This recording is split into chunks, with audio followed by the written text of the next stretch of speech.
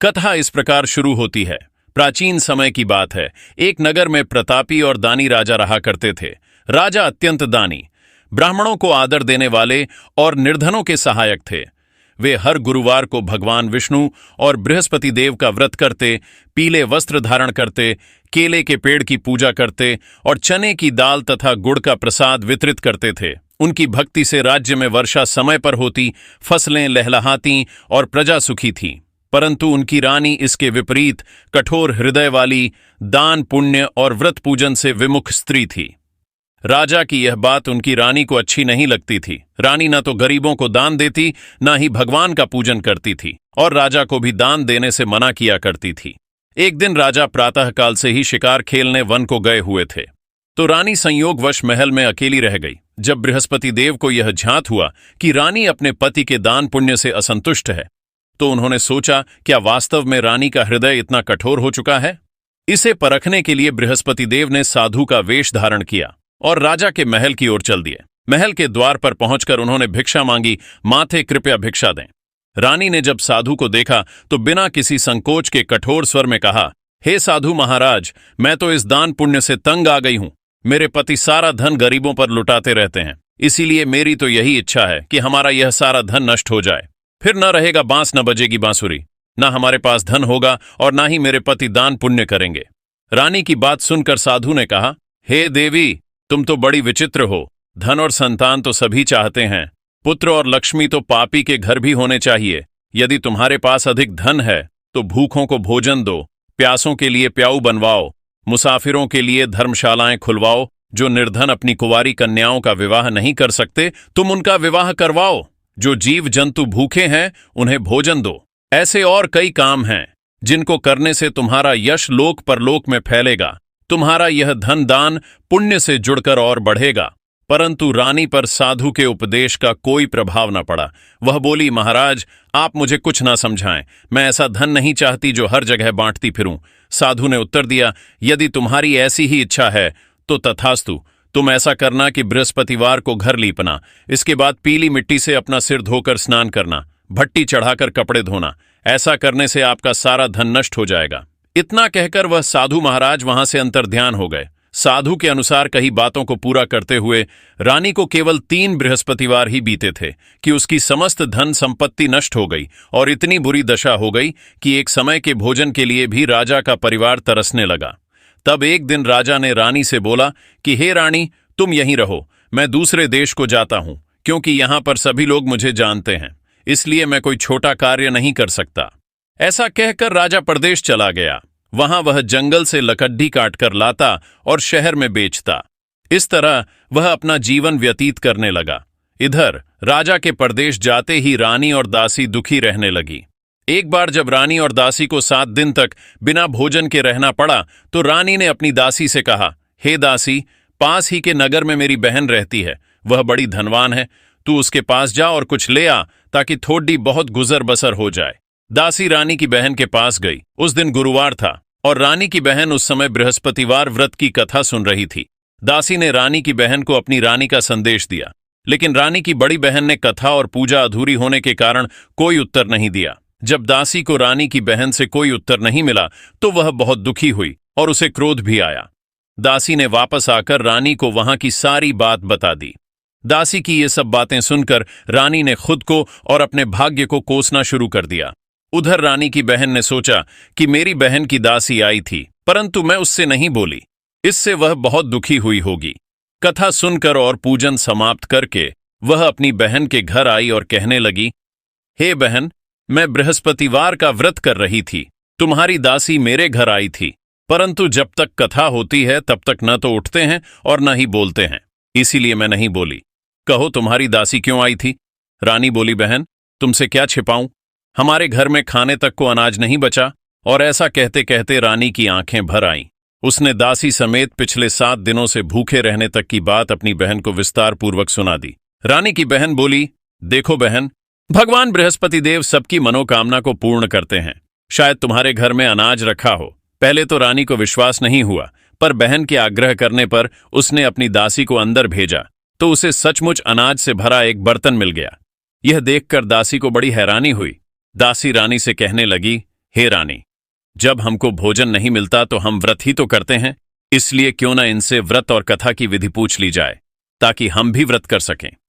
तब रानी ने अपनी बहन से बृहस्पतिवार व्रत के बारे में पूछा। उसकी बहन ने बताया, बृहस्पतिवार के व्रत में चने की दाल और गुड़ से विष्णु भगवान और केले की जड़ में पूजन करें तथा दीपक जलाएं, व्रत कथा सुने और पीला भोजन ही करें। इससे बृहस्पति देव प्रसन्न होते हैं। व्रत और पूजन विधि बताकर रानी की बहन अपने घर को लौट गई। 7 दिन के बाद जब गुरुवार आया तो रानी और दासी ने व्रत रखा। घुड़साल में जाकर चना और गुड़ लेकर आईं। फिर उससे केले की जड़ तथा विष्णु भगवान का पूजन किया। अब पीला भोजन कहां से आए, इस बात को लेकर दोनों बहुत दुखी थे। चूंकि उन्होंने व्रत रखा था इसलिए बृहस्पति देव उनसे प्रसन्न थे। इसलिए वे एक साधारण व्यक्ति का रूप धारण कर 2 थालों में सुंदर पीला भोजन दासी को दे गए। भोजन पाकर दासी प्रसन्न हुई और फिर रानी के साथ मिलकर भोजन ग्रहण किया। उसके बाद वे सभी गुरुवार को व्रत और पूजन करने लगी। बृहस्पति भगवान की कृपा से उनके पास फिर से धन संपत्ति आ गई, परंतु रानी फिर से पहले की तरह आलस्य करने लगी। तब दासी बोली, देखो रानी, तुम पहले भी इस प्रकार आलस्य करती थीं। तुम्हें धन रखने में कष्ट होता था, इस कारण तुम्हारा सभी धन नष्ट हो गया था, और अब जब भगवान बृहस्पति की कृपा से धन मिला है तो तुम्हें फिर से आलस्य होता है। रानी को समझाते हुए दासी कहती है कि बड़ी मुसीबतों के बाद हमने यह धन पाया है, इसलिए हमें दान पुण्य करना चाहिए, भूखे मनुष्यों को भोजन कराना चाहिए और धन को शुभ कार्यों में खर्च करना चाहिए, जिससे तुम्हारे कुल का यश बढ़ेगा, स्वर्ग की प्राप्ति होगी और पितृ प्रसन्न होंगे। दासी की बात मानकर रानी अपना धन शुभ कार्यों में खर्च करने लगी, जिससे पूरे नगर में उसका यश फैलने लगा। इधर एक दिन राजा दुखी होकर जंगल में एक पेड़ के नीचे आसन जमाकर बैठ गया। वह अपनी दशा को याद करके व्याकुल होने लगा। बृहस्पतिवार का दिन था। एकाएक उसने देखा कि निर्जन वन में एक साधु प्रकट हुए। वह साधु वेश में स्वयं बृहस्पति देवता थे। लकड़हारे के सामने आकर बोले, हे लकड़हारे, इस सुनसान जंगल में तू चिंतामग्न क्यों बैठा है? लकड़हारे ने दोनों हाथ जोड़कर प्रणाम किया और उत्तर दिया, महात्मा जी, आप सब कुछ जानते हैं, मैं क्या कहूं। यह कहकर रोने लगा और साधु को अपनी आत्मकथा सुनाई। महात्मा जी ने कहा, तुम्हारी स्त्री ने बृहस्पति के दिन बृहस्पति भगवान का निरादर किया है, जिसके कारण रुष्ट होकर उन्होंने तुम्हारी यह दशा कर दी। अब तुम चिंता को दूर करके मेरे कहने पर चलो तो तुम्हारे सब कष्ट दूर हो जाएंगे और भगवान पहले से भी अधिक संपत्ति देंगे। तुम बृहस्पति के दिन कथा किया करो, 2 पैसे के चने और गुड़ लाकर उसका प्रसाद बनाओ और शुद्ध जल से लौटे में शक्कर मिलाकर अमृत तैयार करो। कथा के पश्चात अपने सारे परिवार और सुनने वाले प्रेमियों में अमृत व प्रसाद बांटकर आप भी ग्रहण करो। ऐसा करने से भगवान तुम्हारी सब मनोकामनाएं पूरी करेंगे। साधु के ऐसे वचन सुनकर लकड़हारा बोला, हे प्रभु, मुझे लकड़ी बेचकर इतना पैसा नहीं मिलता जिससे भोजन के उपरांत कुछ बचा सकूं। मैंने कई रात्रि स्वप्न में अपनी स्त्री को व्याकुल देखा है। मेरे पास कुछ भी नहीं जिससे मैं उसकी खबर मंगा सकूं। साधु ने कहा, हे लकड़हारे, तुम किसी बात की चिंता मत करो। बृहस्पति के दिन तुम रोजाना की तरह लकड़ियां लेकर शहर को जाओ। तुमको रोज से दुगुना धन प्राप्त होगा, जिससे तुम भली भांति भोजन कर लोगे तथा बृहस्पति देव की पूजा का सामान भी आ जाएगा। इतना कहकर साधु अंतर्ध्यान हो गए। धीरे धीरे समय व्यतीत होने पर फिर वही बृहस्पतिवार का दिन आया। लकड़हारा जंगल से लकड़ी काटकर किसी शहर में बेचने गया। उसे उस दिन और दिनों से अधिक पैसा मिला। राजा ने चना गुड़ आदि लाकर गुरुवार का व्रत किया। उस दिन से उसके सभी क्लेश दूर हुए। परंतु जब दोबारा गुरुवार का दिन आया तो राजा बृहस्पतिवार का व्रत करना भूल गया। इस कारण बृहस्पति भगवान नाराज हो गए। उस दिन उस नगर के राजा ने विशाल यज्ञ का आयोजन किया तथा शहर में यह घोषणा करा दी कि कोई भी मनुष्य अपने घर में भोजन न बनाए, न आग जलाए, समस्त जनता मेरे यहां भोजन करने आए। इस आज्ञा को जो न मानेगा उसे फांसी की सजा दी जाएगी। इस तरह की घोषणा संपूर्ण नगर में करवा दी गई। राजा की आज्ञानुसार शहर के सभी लोग भोजन करने गए, लेकिन लकड़हारा कुछ देर से पहुंचा, इसलिए राजा उसको अपने साथ घर लिवा ले गए और ले जाकर भोजन करा रहे थे। तभी रानी की दृष्टि उस खूंटी पर पड़ी जिस पर उसका हार लटका हुआ था। वह हार वहां पर दिखाई नहीं दिया। रानी ने निश्चय किया कि मेरा हार इस लकड़हारे ने चुरा लिया है। राजा ने उसी समय सिपाहियों को बुलाकर उसको कारागार में डलवा दिया। जब लकड़हारा कारागार में पड़ गया और बहुत दुखी होकर विचार करने लगा कि न जाने कौन से पूर्व जन्म के कर्म से मुझे यह दुख प्राप्त हुआ है। ऐसा सोचते हुए वो उसी साधु को याद करने लगा जो कि जंगल में मिला था। उसी समय तत्काल बृहस्पति देव साधु के रूप में प्रकट हुए और उसकी दशा को देखकर कहने लगे, अरे मूर्ख, तूने बृहस्पति देव की कथा नहीं करी, इस कारण तुझे दुख प्राप्त हुआ है। अब चिंता मत कर, बृहस्पतिवार के दिन कारागार के दरवाजे पर 4 पैसे पड़े मिलेंगे, उनसे तू बृहस्पति देव की पूजा करना, तेरे सभी कष्ट दूर हो जाएंगे। बृहस्पति के दिन उसे 4 पैसे मिले। लकड़हारे ने कथा कही। उसी रात्रि को बृहस्पति देव ने उस नगर के राजा को स्वप्न में कहा, हे राजा, तुमने जिस आदमी को कारागार में बंद कर दिया है वह निर्दोष है, वह राजा है, उसे छोड़ देना। रानी का हार उसी खूंटी पर लटका है, अगर तू ऐसा नहीं करेगा तो मैं तेरे राज्य को नष्ट कर दूंगा। इस तरह रात्रि के स्वप्न को देखकर राजा प्रातःकाल उठा और खूंटी पर हार देखकर लकड़हारे को बुलाकर क्षमा मांगी तथा लकड़हारे को योग्य सुंदर वस्त्र आभूषण देकर विदा कर दिया। बृहस्पति देव की आज्ञानुसार लकड़हारा अपने नगर को चल दिया। राजा जब अपने नगर के निकट पहुंचा तो उसे बड़ा आश्चर्य हुआ। नगर में पहले से अधिक बाग, तालाब, कुएं तथा बहुत सी धर्मशाला, मंदिर आदि बन गई हैं। राजा ने पूछा, यह किसका बाग और धर्मशाला है? तब नगर के सब लोग कहने लगे, यह सब रानी और बांदी के हैं। तो राजा को आश्चर्य हुआ और गुस्सा भी आया। जब रानी ने यह खबर सुनी कि राजा आ रहे हैं तो उन्होंने बांदी से कहा कि हे दासी, देख राजा हमको कितनी बुरी हालत में छोड़ गए थे, हमारी ऐसी हालत देखकर वह लौट न जाए, इसलिए तू दरवाजे पर खड़ी हो जा। आज्ञानुसार दासी दरवाजे पर खड़ी हो गई। राजा आए तो उन्हें अपने साथ लिवा लाई। तब राजा ने क्रोध करके अपनी रानी से पूछा कि यह धन तुम्हें कैसे प्राप्त हुआ है? तब उन्होंने कहा, हमें यह सब धन बृहस्पति देव के इस व्रत के प्रभाव से प्राप्त हुआ है। राजा ने निश्चय किया कि 7 रोज बाद तो सभी बृहस्पति देव का पूजन करते हैं, परंतु मैं प्रतिदिन दिन में 3 बार कहानी तथा रोज व्रत किया करूंगा। अब हर समय राजा के दुपट्टे में चने की दाल बंधी रहती तथा वह दिन में 3 बार कहानी कहता। एक रोज राजा ने विचार किया कि चलो अपनी बहन के यहां हो आए। इस तरह निश्चय कर राजा घोड़े पर सवार हो अपनी बहन के यहां को चलने लगा। मार्ग में उसने देखा कि कुछ आदमी एक मुर्दे को लिए जा रहे हैं। उन्हें रोककर राजा कहने लगा, अरे भाइयों, मेरी बृहस्पति देव की कथा सुन लो। वे बोले, लो, हमारा तो आदमी मर गया है, इसको अपनी कथा की पड़ी है। परंतु कुछ आदमी बोले, अच्छा कहो, हम तुम्हारी कथा भी सुनेंगे। राजा ने दाल निकाली और जब कथा आधी हुई थी कि मुर्दा हिलने लग गया और जब कथा समाप्त हो गई तो मुर्दा राम राम करके उठकर खड़ा हो गया। आगे मार्ग में उसे एक किसान खेत में हल चलाता मिला। राजा ने उसे देख और उससे बोले, अरे भैया, तुम मेरी बृहस्पतिवार की कथा सुन लो।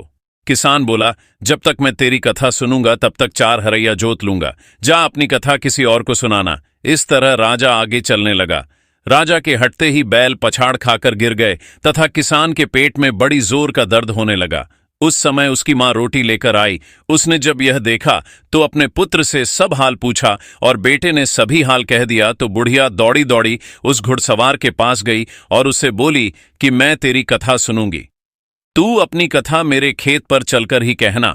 राजा ने बुढ़िया के खेत पर जाकर कथा कही, जिसके सुनते ही वह बैल उठ खड़ हुए तथा किसान के पेट का दर्द भी बंद हो गया। अगले दिन राजा अपनी बहन के घर पहुंचा। बहन ने भाई की खूब मेहमानी की। दूसरे रोज प्रातःकाल राजा जगा तो वह देखने लगा कि सब लोग भोजन कर रहे हैं। राजा ने अपनी बहन से कहा, ऐसा कोई मनुष्य है जिसने भोजन नहीं किया हो, मेरी बृहस्पतिवार की कथा सुन ले। बहन बोली, हे भैया, यह देश ऐसा ही है कि पहले यहां लोग भोजन करते हैं, बाद में अन्य काम करते हैं। अगर कोई पड़ोस में हो तो देख आती हूं, ऐसा कहकर देखने चली गई, परंतु उसे कोई ऐसा व्यक्ति नहीं मिला जिसने भोजन न किया हो। अतः वह एक कुम्हार के घर गई जिसका लड़का बीमार था। उसे मालूम हुआ कि उनके यहां 3 रोज से किसी ने भोजन नहीं किया है। रानी ने अपने भाई की कथा सुनने के लिए कुम्हार से कहा, वह तैयार हो गया। राजा ने जाकर बृहस्पतिवार की कथा कही, जिसको सुनकर उसका लड़का ठीक हो गया। अब तो राजा की प्रशंसा होने लगी। एक रोज राजा ने अपनी बहन से कहा कि हे बहन, हम अपने घर को जाएंगे, तुम भी तैयार हो जाओ। राजा की बहन ने अपनी सास से कहा। सास ने कहा, हाँ चली जा, परंतु अपने लड़कों को मत ले जाना क्योंकि तेरे भाई के कोई औलाद नहीं है। बहन ने अपने भैया से कहा, हे भैया, मैं तो चलूंगी पर कोई बालक नहीं जाएगा। राजा बोला, जब कोई बालक नहीं चलेगा तब तुम ही क्या करोगी? बड़े दुखी मन से राजा अपने नगर को लौट आया। राजा ने अपनी रानी से कहा, हम निर्वंशी हैं, हमारा मुंह देखने का धर्म नहीं है, और कुछ भोजन आदि नहीं किया। रानी बोली, हे प्रभु, बृहस्पति देव ने हमें सब कुछ दिया है, वह हमें औलाद अवश्य देंगे। उसी रात को बृहस्पति देव ने राजा से स्वप्न में कहा, हे राजा उठ, सभी सोच त्याग दें, तेरी रानी गर्भ से है। राजा की यह बात सुनकर बड़ी खुशी हुई। 9वें महीने में उसके गर्भ से एक सुंदर पुत्र पैदा हुआ। तब राजा बोला, हे रानी, स्त्री बिना भोजन के रह सकती है, पर बिना कहे नहीं रह सकती। जब मेरी बहन आए तुम उससे कुछ कहना मत। रानी ने सुनकर हां कर दिया। जब राजा की बहन ने यह शुभ समाचार सुना तो वह बहुत खुश हुई तथा बधाई लेकर अपने भाई के यहां आई। तभी रानी ने कहा, घोड़ा चढ़कर तो नहीं आई, गधा चढ़ी आई। राजा की बहन बोली, भाभी, मैं इस प्रकार न कहती तो तुम्हें औलाद कैसे मिलती। मित्रों, संसार में जो मनुष्य सद्भावना से भगवान जी का पूजन व्रत सच्चे हृदय से करते हैं तो उनकी सभी मनोकामनाएं पूर्ण करते हैं। जैसी सच्ची भावना से रानी और राजा ने उनकी कथा का गुणगान किया तो उनकी सभी इच्छाएं बृहस्पति देव जी ने पूर्ण की थीं। इसलिए पूर्ण कथा सुनने के बाद प्रसाद लेकर जाना चाहिए। हृदय से उसका मनन करते हुए जयकारा बोलना चाहिए। बोलो बृहस्पति देव की जय, भगवान विष्णु की जय। अब सुनते हैं दूसरी कथा। प्राचीन काल में एक ब्राह्मण रहता था। वह बहुत निर्धन था, उसके कोई संतान नहीं थी। उसकी स्त्री बहुत मलिनता के साथ रहती थी। वह ना तो स्नान करती और ना ही किसी देवता का पूजन करती। इस सब से ब्राह्मण देवता बड़े दुखी थे। बेचारे बहुत अपनी स्त्री से कुछ कहते थे, किंतु उसका कुछ परिणाम न निकला। भगवान की कृपा से ब्राह्मण की स्त्री को कन्या रूपी रत्न पैदा हुआ। कन्या बड़ी होने पर प्रातः स्नान करके विष्णु भगवान का जाप व बृहस्पतिवार का व्रत करने लगी। अपने पूजन पाठ को समाप्त करके विद्यालय जाती तो अपनी मुट्ठी में जौ भर के ले जाती और पाठशाला के मार्ग में डालती जाती। तब ये जौ स्वर्ण के हो जाते तो लौटते समय उनको बीन कर घर ले आती थी। एक दिन वह बालिका सूप में उस सोने के जौ को फटक कर साफ कर रही थी कि उसके पिता ने देख लिया और कहा, हे बेटी, सोने के जौ के लिए सोने का सूप होना चाहिए। दूसरे दिन बृहस्पतिवार था। इस कन्या ने व्रत रखा और बृहस्पति देव से प्रार्थना करके कहा, मैंने आपकी पूजा सच्चे मन से की हो तो मेरे लिए सोने का सूप दे दो। बृहस्पति देव ने उसकी प्रार्थना स्वीकार कर ली। रोजाना की तरह वह कन्या जौ फैलाती हुई जाने लगी। जब लौटकर जौ बीन रही थी तो बृहस्पति देव की कृपा से सोने का सूप मिला। उसे वह घर ले आई और उसमें जौ साफ करने लगी, परंतु उसकी मां का वही ढंग रहा। एक दिन की बात है कि वह कन्या सोने के सूप में जौ साफ कर रही थी। उस समय उस शहर का राजपुत्र वहां से होकर निकला। इस कन्या के रूप और कार्य को देखकर मोहित हो गया और अपने घर आकर भोजन तथा जल त्याग कर उदास होकर लेट गया। राजा को इस बात का पता लगा तो अपने प्रधानमंत्री के साथ उसके पास गए और बोले, हे बेटा, तुम्हें किस बात का कष्ट है? किसी ने तुम्हारा अपमान किया है अथवा और कारण हो सो कहो। मैं वही कार्य करूंगा जिससे तुम्हें प्रसन्नता होगी। अपने पिता की राजकुमार ने बातें सुनी तो वह बोला, पिताजी, मुझे आपकी कृपा से किसी बात का दुख नहीं है। किसी ने मेरा अपमान नहीं किया है, परंतु मैं एक लड़की से विवाह करना चाहता हूं जो सोने के सूप में जौ साफ कर रही थी। यह सुनकर राजा आश्चर्य में पड़ गया और बोला, हे बेटा, इस तरह की कन्या का पता तुम ही लगाओ, मैं उसके साथ तेरा विवाह अवश्य ही करवा दूंगा। राजकुमार ने उस लड़की के घर का पता लगाया। तब मंत्री उस लड़की के घर गए और ब्राह्मण देवता को सभी हाल बतलाया। ब्राह्मण देवता राजकुमार के साथ अपनी कन्या का विवाह करने के लिए तैयार हो गए तथा विधि विधान के अनुसार ब्राह्मण की कन्या का विवाह राजकुमार के साथ हो गया। कन्या के घर से जाते ही पहले की भांति उस ब्राह्मण देवता के घर में गरीबी का निवास हो गया। अब भोजन के लिए भी अन्न बड़ी मुश्किल से मिलता था। एक दिन दुखी होकर ब्राह्मण देवता अपनी पुत्री के पास गए। बेटी ने पिता की दुखी अवस्था को देखा और अपनी मां का हाल पूछा। तब ब्राह्मण ने सभी हाल कहा। कन्या ने बहुत सा धन देकर अपने पिता को विदा कर दिया। इस तरह ब्राह्मण का कुछ समय सुखपूर्वक व्यतीत हुआ। कुछ दिन बाद फिर वही हाल हो गया। ब्राह्मण फिर अपनी कन्या के यहां गया और सारा हाल कहा तो उसकी लड़की बोली, हे पिताजी, आप माताजी को यहां पर लेकर आओ, मैं उसे विधि बता दूंगी जिससे आपकी गरीबी दूर हो जाएगी। वह ब्राह्मण देवता अपनी स्त्री को साथ लेकर बेटी के घर पहुंचे तो बेटी अपनी मां को समझाने लगी, हे मां, तुम प्रातःकाल प्रथम स्नान आदि करके विष्णु भगवान का पूजन करो और दिन में बृहस्पति देव का व्रत रखो। ऐसा करोगी तो तुम्हारी सब दरिद्रता दूर हो जाएगी। परंतु उसकी मां ने एक भी बात नहीं मानी और प्रातःकाल उठकर अपनी पुत्री के बच्चों की जूठन को खा लिया। इससे उसकी पुत्री को भी बहुत गुस्सा आया और रात को कोठरी से सारा सामान निकालकर अपनी मां को उसमें बंद कर दिया।